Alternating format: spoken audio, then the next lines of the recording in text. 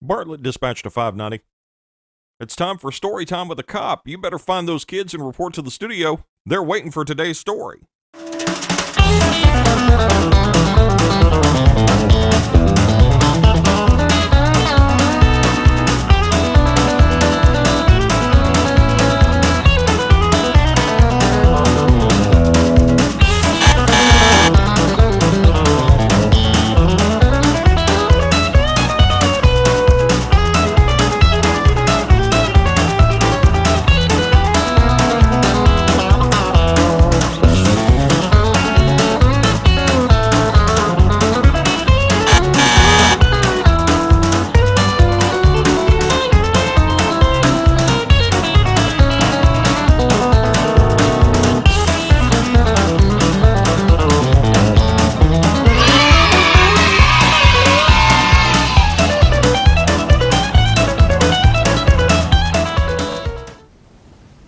Hello everyone, my name is Christina Headley and I work for Bartlett Dispatch.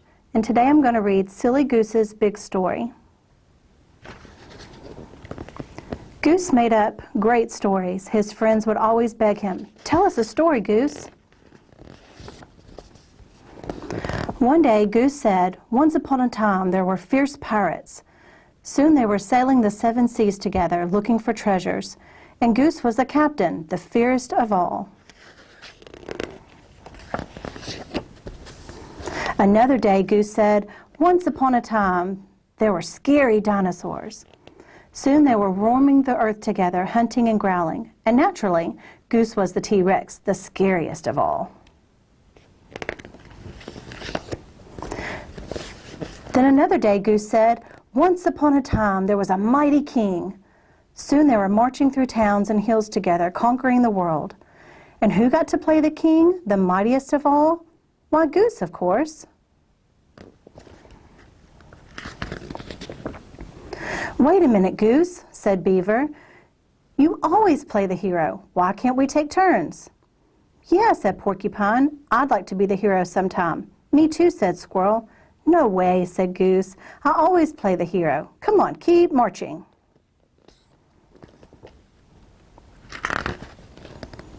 "That's selfish," said his friends. But Goose wouldn't give in. "They are my stories, so I'm the hero," he insisted. They were so busy arguing they didn't notice that someone was listening.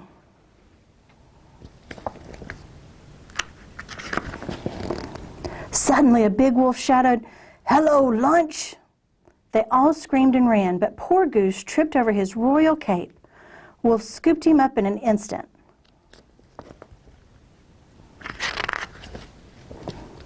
"So you're the hero, huh?" Wolf chuckled.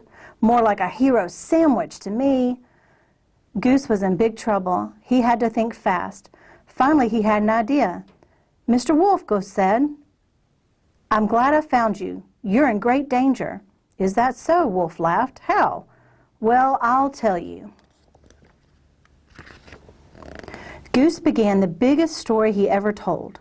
"Once upon a time, there were thousands of happy wolves living in this mountain." "Uh-huh," said Wolf. "Then one day, what's his name? Oh yeah, Wim showed up," said Goose. "Wim? Who's that?" "Oh, Wim is short for wolf-eating monster."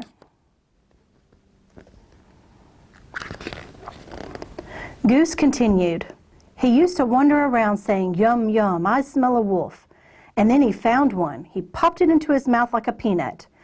"You're lying," said Wolf, but he looked worried. "It's true, Mr. Wolf," said Goose. "Do you see thousands of wolves here?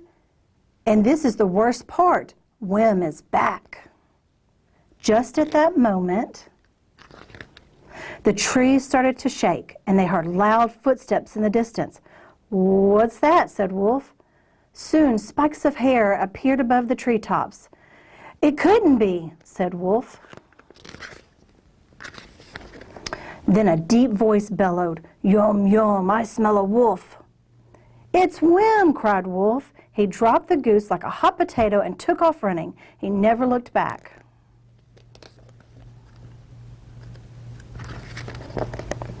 Whew, Goose was relieved, but not for long. Something big was coming his way. It was getting closer and closer. Then from behind the trees there came his ferocious-looking friends. Yum, yum, I smell a wolf. They were still growling together. Goose shouted with relief, "Oh, you guys, you're Wham!" "Yep, I shook the tree," said Squirrel. "The footsteps were me slapping my tail," said Beaver. "I was Wham's hair," said Porcupine.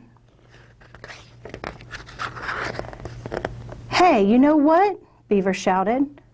"We finally got to play the heroes." "Play the heroes?" cried Goose. "You are the heroes. You saved me." "Tell us another story, Goose," the friends begged as they walked home. "Okay, I've got a good one," said Goose. "Once upon a time, there was a silly goose who had the 3 greatest friends in the whole world." The end. We hope you enjoyed your story today, Silly Goose's Big Story.